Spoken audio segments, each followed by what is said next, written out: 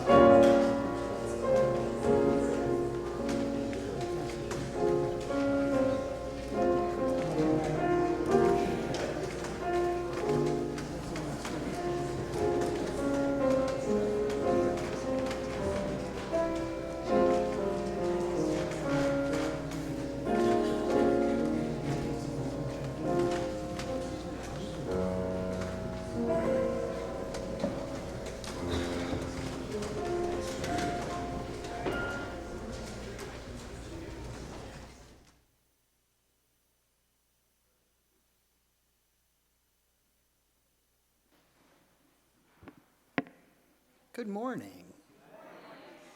Hello and welcome to First Parish. My name is Paul Langston Daly. I am the Minister for Social Action here at First Parish. My pronouns are he and they. We are a member of the Unitarian Universalist Association of Congregations, and love lies at the center of our faith. We covenant to grow spiritually and ethically and transform as we adapt to the changing world. With humility and reverence, we acknowledge our place in the great web of existence.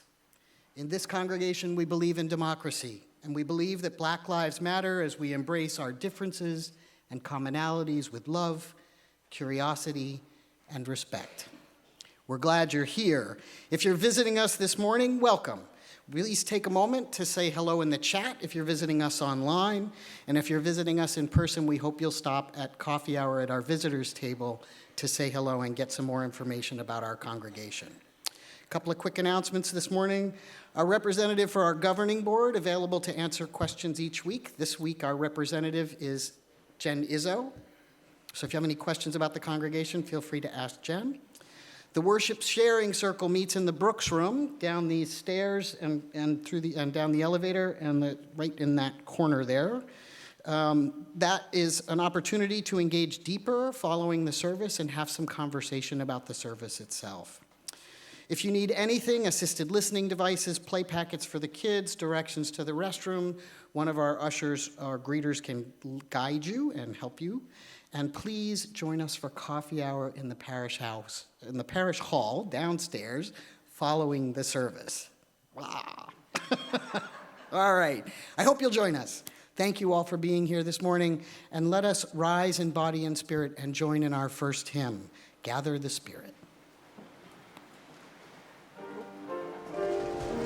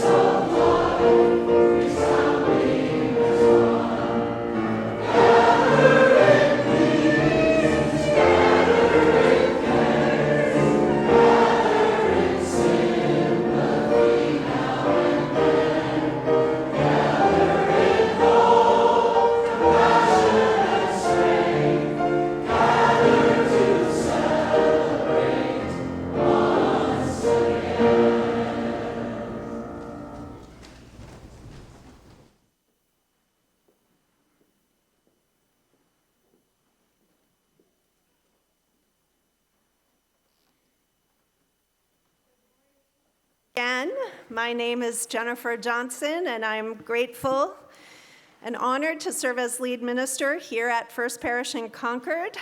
I'm going to invite us into worship with an invocation from the Reverend Angela Herrera. Don't leave your broken heart at the door. Bring it to the altar of life. Don't leave your anger behind. It has high standards, and the world needs your vision. Bring them with you and your joy and your passion. Bring your loving and your courage and your conviction. Bring your need for healing and your powers to heal. There is work to do, and you have all that you need to do it right here in this room together. Come, let us worship, and let us begin, as is our tradition in Unitarian Universalism, when we gather to worship, to begin with the kindling of our flaming chalice, symbol of our faith. The light of the chalice calls us to be beacons of love, compassion, and hope in a beautiful and broken world. I invite you to join in reciting our chalice lighting response. O flame of our faith, open our hearts and fill our bodies and souls with persistent strength. Enliven our spirits and engage us deeply in this life of ours, this sacred, essential moment now.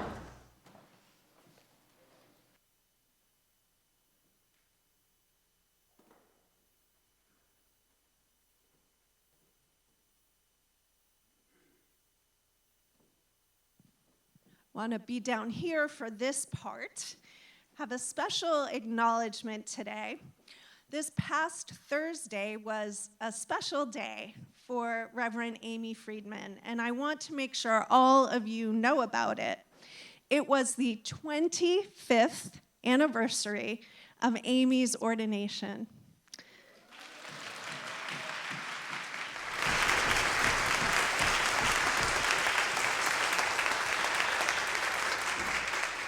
An ordination is the ceremony when a religious community affirms the call to ministry of one of its own. It's the day when a minister is granted the honorific reverend. 25 years ago, Amy became the Reverend Amy Friedman. And she has been faithfully serving Unitarian Universalism in so many ways since then. In congregations large and small, ministering to people of all ages, from our very youngest to our oldest elders, preaching and teaching, caring and serving, leading, learning, and growing for 25 years. And we are so glad and grateful that Amy's ministry journey led her here to serve First Parish in Concord, leading our ministries of religious exploration, in particular, with creativity, integrity, love, humor, fun, and deep wisdom. We're so glad also that, Amy, your ministry journey continues with us in our world, our UU faith, and here at First Parish in Concord. So we want to take a moment to recognize Amy, and we have a special gift to help her celebrate her ordination anniversary. Beth's going to help to present the gift. Did you?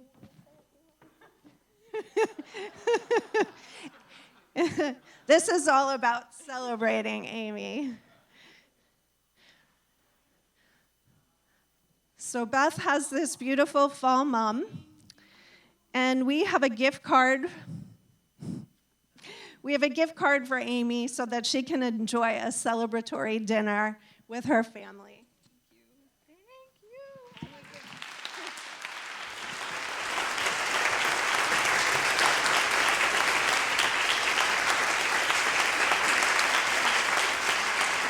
you. Congratulations. We're so proud of you, happy for you, grateful for your ministry, and we love you. This anniversary has meant more to me than I expected, looking back at those pictures, and thank you so much for that acknowledgement. I'm going to leave this here because we're going to the garden, and I don't want to plant it there. I'm taking it home with me. I receive your thanks, and I am so grateful that I serve here and will continue to serve here.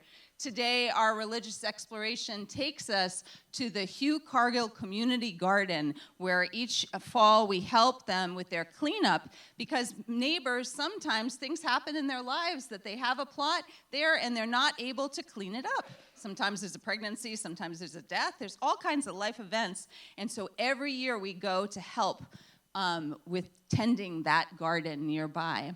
If you're going to be joining me to go to the community garden, please come out this way as we sing off to not our classes, but our classroom out in nature today. And parents, if you haven't yet done a permission form, please follow us out too, just so we have that official permission. Thank you so much.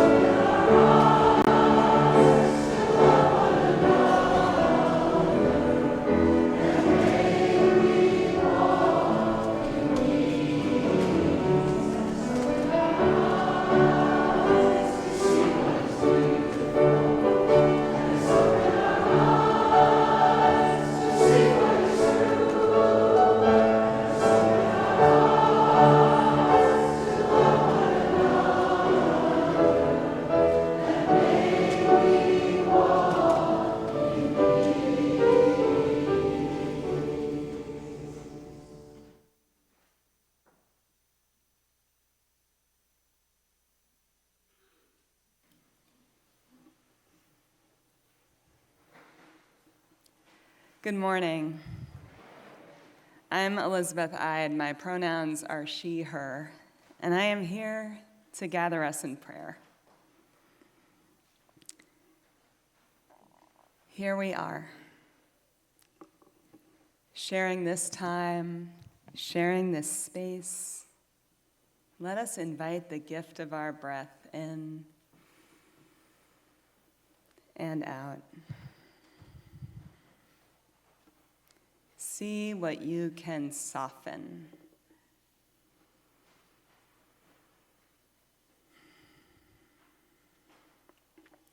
Once again, we have made our way toward one another,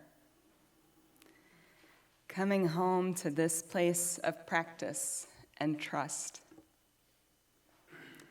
bringing our whole selves to this place. Our hearts bursting with joy, heavy with sorrow, something in between, or all of it at once. When we take this time together to acknowledge what is truly important, we make space for others to do the same.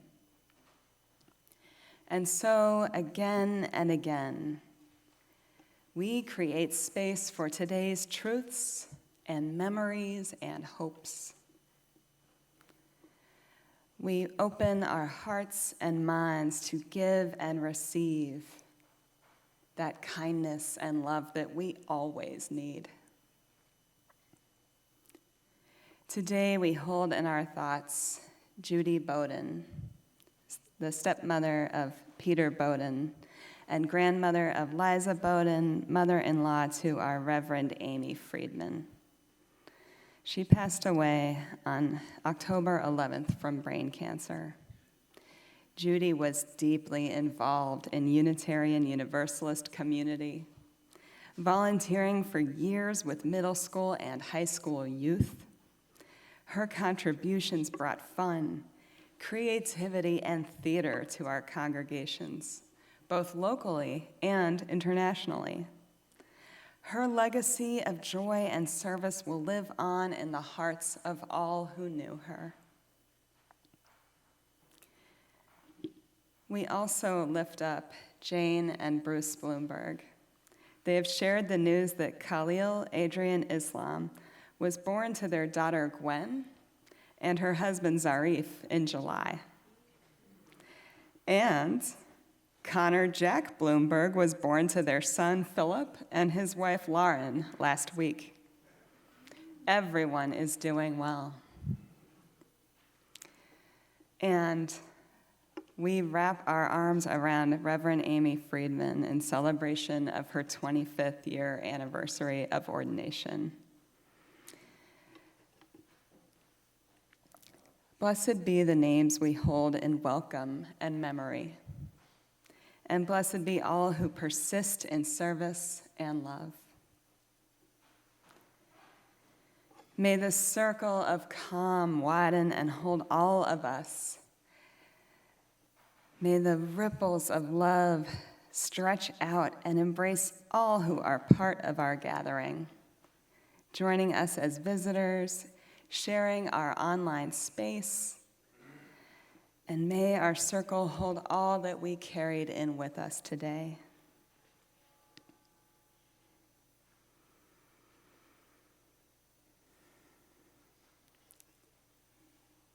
Into this space made meaningful by all of our presence, I invite each and all of you to share the names and concerns that you may be holding today. You can type them into the chat or say them out loud in the space that you're in.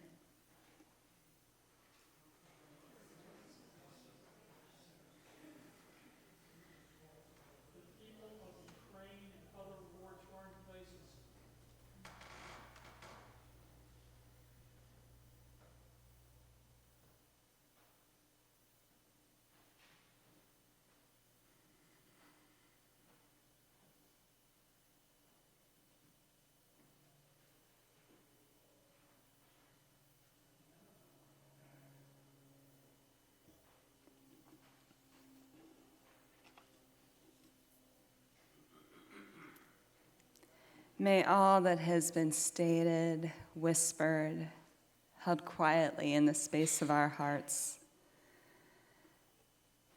remain with us, spoken and unspoken.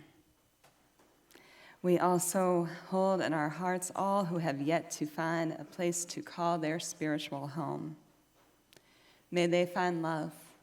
May they find peace.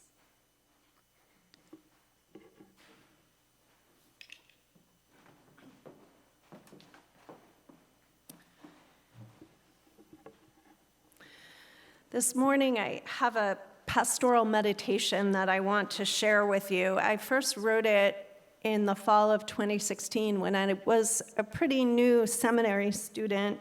It was the eve of another momentous and anxious election.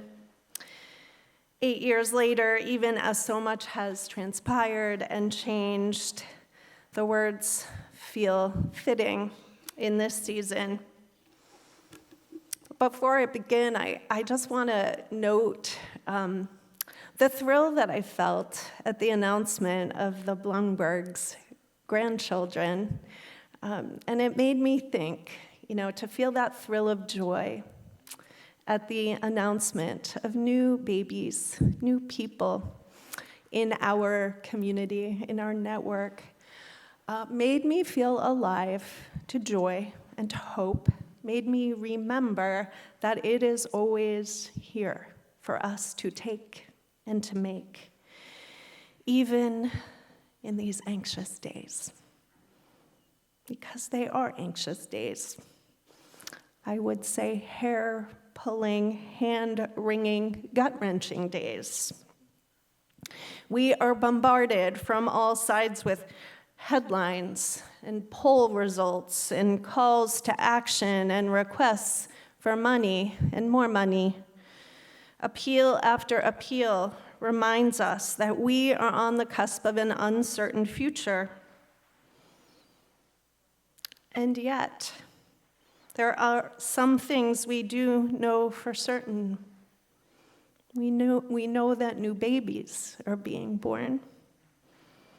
We know that our blue boat home continues to rotate on its axis, continues its familiar journey around the sun, and brings us all along for the ride. The sun sets and rises, and if we remember to pause, to breathe, to notice, we may lose ourselves just for a moment in that glorious play of light and color on the horizon. On the trees outside, the leaves are yellowing and browning, some letting go to give themselves over to earth, to nourish and protect the burrowing seeds of new life. The energy of life and living is pulsing in them and in the latent blades of grass and the unseen buds just beginning to form. And it's pulsing in us too. The pulse of life, calling us to nourish our bodies with good food and movement, to nourish our spirits with art and song, friendship, tenderness, quiet. When we heed the pulse of life, we know what we need to do. To rise in the morning and rest into darkness, to put our hands, hearts, and minds to work, to meet those in our midst with compassion, to join with the most vulnerable and speak truth to power, to play with our youngest and listen to the wisdom of our elders, to heal the sick and wounded, to comfort the dying and remember the dead, to be of use, and sometimes to be still. The pulse of life is beating in each and every one of us. Amidst the clamor of these times, let us heed its sure and steady rhythm. Here and together, let us take a moment to be quiet and still and heed the pulse of life beating with our own hearts.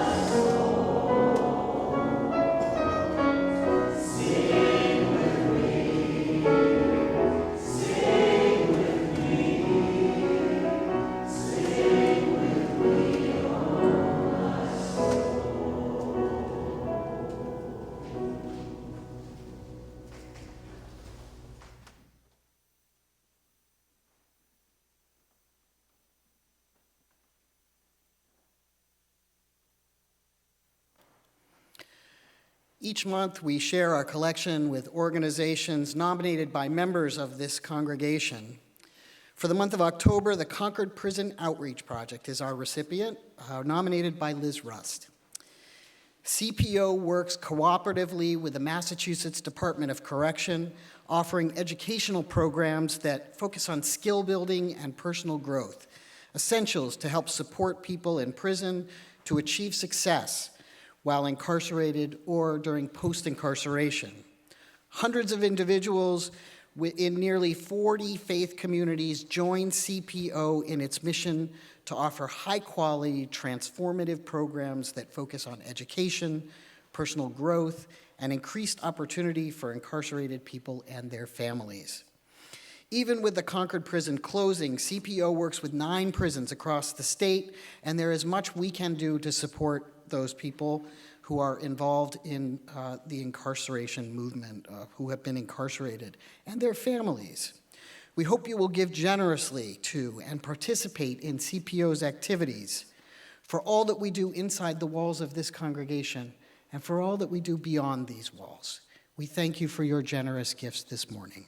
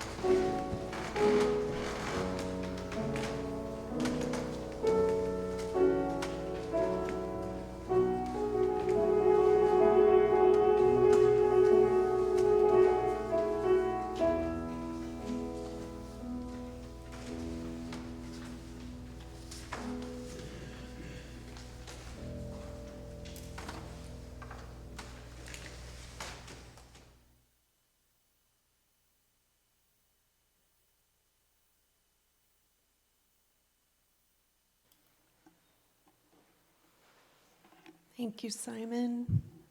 You move us and bless us. Thank you.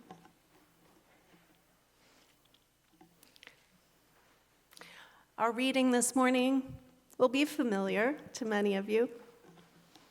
You might call it Unitarian Universalist scripture. Wild Geese by Mary Oliver. You do not have to be good. You do not have to walk on your knees for 100 miles through the desert repenting. You only have to let the soft animal of your body love what it loves. Tell me about despair, yours, and I will tell you mine. Meanwhile, the world goes on. Meanwhile, the sun and the clear pebbles of the rain are moving across the landscapes, over the prairies and the deep trees, the mountains and the rivers. Meanwhile, the wild geese high in the clean blue air are heading home again. Whoever you are, no matter how lonely, the world offers itself to your imagination, calls to you like the wild geese, harsh and exciting, over and over, announcing your place in the family of things. Amen.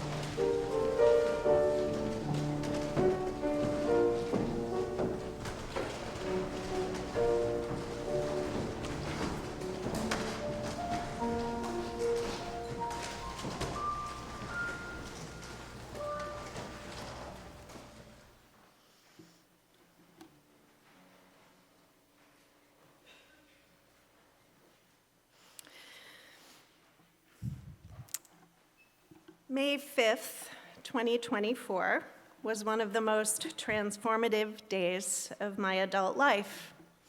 The day you voted to call me as your settled lead minister, and I accepted your call. What a happy day. I remember the blue sky and blooming daffodils. I remember my full heart and high spirits. I remember your smiling faces. On that day, before you voted, I preached to you from this pulpit and evoked the event that is now nearly upon us. Here is how I put it back in May. After this worship service, if you vote to call me as your next settled minister, I will join you in early August, just 3 months ahead of the presidential election, when the charismatic leader of an authoritarian nationalist movement may very well take power for the second time, this time even more emboldened by the failure of our political and judicial systems to hold him to account. When I arrived in August, most of us, had recently hopped on a wave of joy sweeping much of the country. Tentatively, but hopefully, we dared to dream again of the realization of a truly multiracial democracy and the promise of beloved community. Now we find ourselves in late October, called and settled, minister and congregation. In these last several weeks, we've shared a beautiful honeymoon as we've gotten to know each other with affection and warmth. It's been so good and holy to be here together. Yet outside the walls of the sanctuary and the warm glow of spiritual community, the air has started to chill. The socio-political climate has become increasingly fraught with anxiety and fear. Storm clouds of despair hover on the horizon. Along with the surging oceans of hurricane season, the metaphorical wave of joy has felt more precarious. It's been harder to keep our balance on its crest, and we are bracing, tensing for an inevitable crash onto a rocky shore. It's not just me, right? Do you feel it too? The tension in your body? The world's anxiety seeping into your life and being like it is mine? Just on opening my email on any given day, I'm bombarded with subject lines like these. From Heather Cox Richardson quoting Mark Milley on Trump, "He's the most dangerous person ever." From The Bulwark, threats to election workers on the rise. From The Washington Post, Trump's erratic endgame, dark threats, personal insults, and some dancing.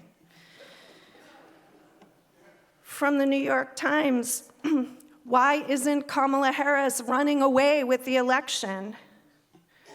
From the Boston Globe, in a key Wisconsin county, voters are gripped by fear.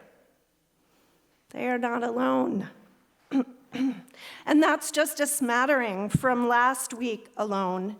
It's no wonder we're pulling our hair and wringing our hands. I didn't even notice. I was literally wringing my hands. I have to stop and remind myself to breathe. Let's breathe. To unclench the muscles of my shoulders, and for me, my jaw. I hold so much tension in my jaw. To walk among the turning trees. To smile at the people I pass along the way. Since candidating week back in May, I've been preparing for how to preach to you, how to minister to you in this fraught moment. so much bigger than any one of us, so much bigger than me. I keep thinking about the wisdom I lifted up in my sermon on Candidating Sunday from the political philosopher and Holocaust survivor Hannah Arendt, who contended that totalitarian regimes exploit widespread human loneliness and alienation to grow their movements. Arendt wrote that loneliness is the feeling of being deserted by all human companionship. It is the experience of not belonging to the world at all, which is among the most radical and desperate experiences of man. Authoritarian and totalitarian regimes baselessly promise to fix the conditions of the world that lead to loneliness and alienation through the exercise of absolute strength and power. I alone can fix it. There is another way. The one in Mary Oliver's famous poem, Wild Geese.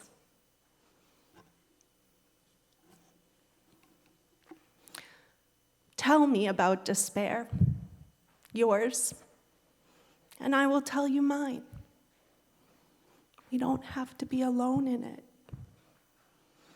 It's been coming into my mind again and again, an unbidden refrain. Tell me about despair, yours, and I will tell you mine. When we feel alone in a broken world, as if we are walking on our knees through the desert, repenting for all the sins and suffering of humanity that we cannot fix or heal alone, the next right thing we can do is turn, not away from the broken world, but towards it. Not away from our fellow suffering human beings, but towards them. Let the soft animal of your body love what it loves. Tell me about despair, yours, and I will tell you mine. We can restore our experience of connection and belonging in the world, even in the midst of all that we cannot save. We can bear witness to one another. We can hold on to one another. We cannot make everything right, but we can face the conditions of our existence together, and that does make existence better. In our American culture, with its mythology of rugged individualism, many of us have received the message that to speak of personal experiences of loneliness and alienation, grief and despair is shameful. We've received the message that a show of strength, stoicism, and self-control are the only acceptable responses to suffering. Isn't that what got us into this mess in the first place? With half the country putting their faith in a would-be strongman instead of each other. Mary Oliver proposes an alternative. She invites us to acknowledge our vulnerability and share it. Let the soft animal of your body love what it loves. We are merely animals in this world, created to love the world, even when our soft mortal bodies make us vulnerable to its forces. Mary Oliver invites us to engage the blessings of living even while knowing that our very being makes us vulnerable. And when our vulnerability causes us to suffer, she invites us to connect with one another in our suffering. Tell me about despair, yours, and I will tell you mine. To tell each other of our despair and to listen is a powerful form of spiritual communion. Unitarian Universalists consistently identify community as the most meaningful, life-giving reason for being part of our tradition. I believe that for Unitarian Universalists, we who believe in community, connecting with other people from a place of vulnerability and listening is a profound and life-saving sacrament, a religious act, a transformative act. I've been a witness to the power of that sacrament, and I've experienced it for myself.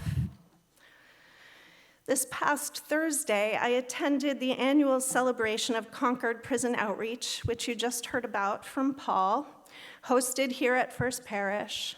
During the event, a volunteer testified powerfully to the life-transforming experience of connecting with incarcerated men, creating a space for them to share their experiences of violence, trauma, and transgression, and the accompanying despair for the world and their own humanity. In the process of telling and listening, the volunteer witnessed the men recover newfound hope and sense of purpose.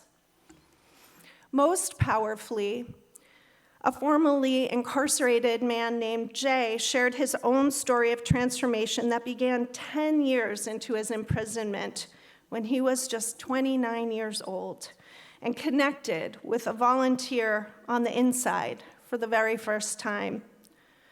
Something clicked between them, and Jay opened up about his childhood in a violent home, the lack of affection, stability, resources, and nurturing that led him to a destructive adolescence, the utter desolation and desperation that landed him in prison at 19.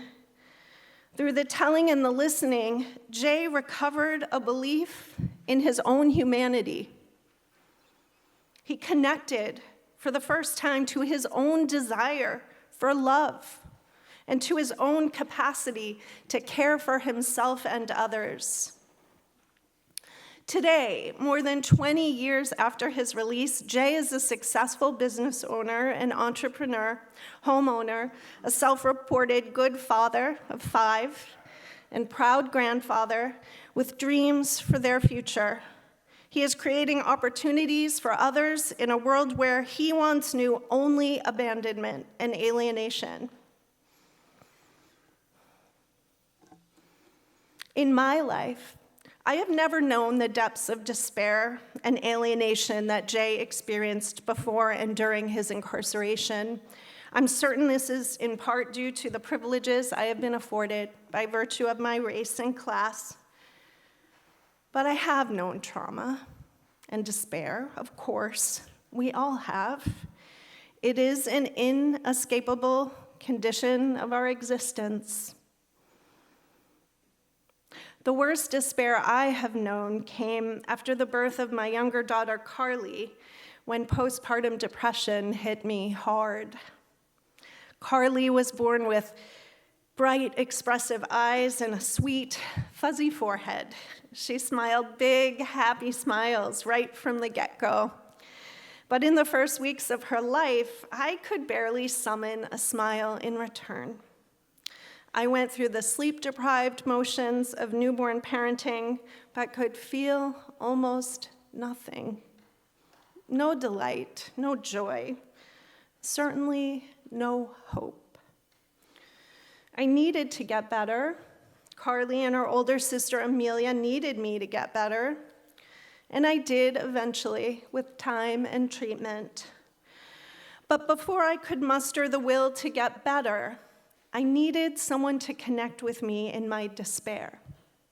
I needed someone to tell, someone to listen. That someone was my sister, Kate. Kate lived in Chicago at the time, and I was here in Massachusetts. She established a ritual phone call with me at 9 o'clock every single night. I don't remember exactly what we talked about. I do remember that Kate listened and cared, and stayed with me on the phone until I grew drowsy enough for sleep. Sometimes I just cried into the phone, and she whispered back how sorry she was for my pain. Kate called me every night without fail until I could see the light that led to healing. Because Kate listened, I was able to reconnect to my own love of life, to my own will to live, to my own aspirations, and in particular, for meaningful work in the wider world. And from there, I started on a path that ultimately led me to pursue ministry and to accept your call on that sunny morning last May. Connecting through our experiences of despair, telling and listening is a powerful, transformative act of communion. My beloved friends, if the storm clouds of despair should open up upon us come November 5th, and at any time that suffering descends on your life, as suffering is wont to do, please don't go it alone. Please remember that your broken heart is welcome here. Please remember that the warm glow of spiritual community awaits you here. Here, you will find listeners to hold a space for you, ministers and pastoral care associates and kind friends. Here you will find listening circles and small groups and intentional spaces to speak the tender truths of your despair and to listen. Tell me about despair, yours, and I will tell you mine. On November 5th, beginning at 6 p.m., we will open the doors to the meeting house wide and invite all who seek connection and communion with their fellow human beings to come inside, to walk a candlelit labyrinth in the chapel, to sing hymns of love and hope around the parlor fireplace, to break bread together, to delight in the play of our children, to tell and to listen. Empowered by the communion of deep human connection, we can and we will restore our love of life and self and kindred beings. We can and we will know again that we belong here and now, everywhere and always. We can and we will renew our sense of meaning and purpose in this wild and precious life. We can and we will go back out into the world once more to lend our hearts, minds, and hands to the vital project of building the democracy of our highest ideals and the beloved community of our most beautiful dreams. May we make it so.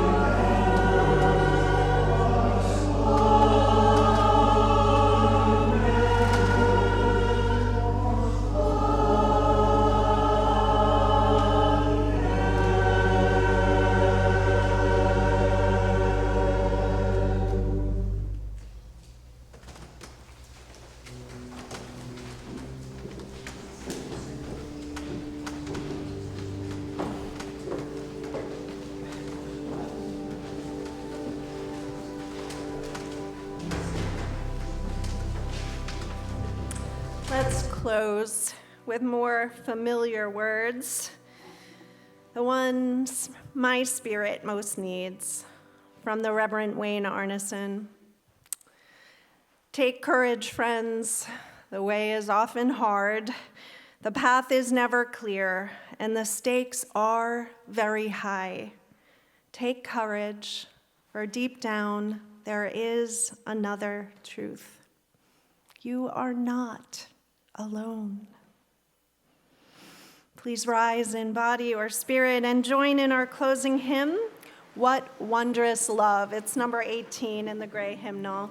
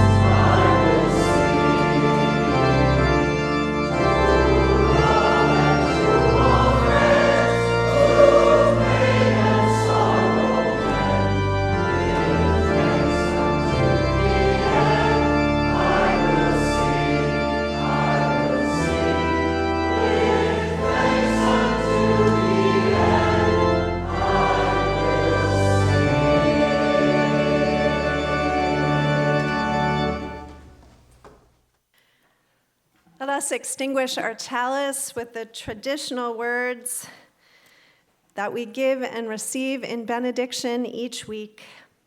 Go out into the world in peace. Have courage. Hold on to what is good. Return to no person evil for evil. Strengthen the faint-hearted. Support the weak. Help the suffering. Honor all beings.